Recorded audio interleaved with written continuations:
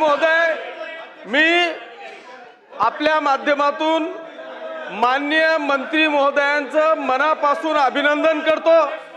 मंत्री महोदयांना शुभेच्छा देतो की ज्या दिवसापासून शिक्षण मंत्री म्हणून त्यांनी या महाराष्ट्र राज्याचा चार्ज घेतला त्या दिवसापासून या महाराष्ट्रातल्या खासगी संस्था चालकांच्या बोगस भरतीची धडकी भरलेली आहे। त्याच्यामुळे मी माननीय मंत्री महोदयांचं अभिनंदन करतो। पण हे अभिनंदन करत असताना या निमित्ताने मी विनंती करतो की 2020 मध्ये मी अशाच पद्धतीने बोगस शिक्षकांचा प्रश्न या ठिकाणी उचलला। सन्माननीय पटोले साहेब अध्यक्ष असताना आणि वर्षाताई गायकवाड ह्या शिक्षण मंत्री असताना या ठिकाणी ज्यांनी बोगस शालार्थ आयडिया दिल्या असे उपसंचालक बच्छावला सभागृहामध्ये या ठिकाणी निलंबित केलं गेलं।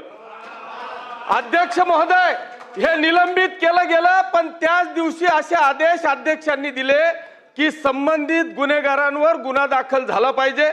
अध्यक्ष महोदय, गुन्हा दाखल झाला आणि 1 महिन्याच्या आत असं काय झालं की त्या गुन्हेगारांना 169 प्रमाणे मोकळं केलं गेलं।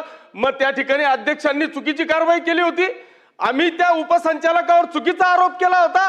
माझी अध्यक्ष महोदय, माननीय मंत्री महोदयांना विनंती आहे की जर ती कारवाई खरी होती, मी केलेले आरोप जर का खरे होते, ते पुरावे जर का मी सभागृहात दिलेले होते, तर त्यांच्यावर 169 प्रमाणे त्यांना बाहेर कसं काढलं गेलं याची SIT माननीय मंत्री महोदय लावून त्यांच्यावर पुन्हा गुन्हा दाखल करून त्याची तशी कार्यवाही करतील का, अशी विनंती या निमित्ताने मी करतो।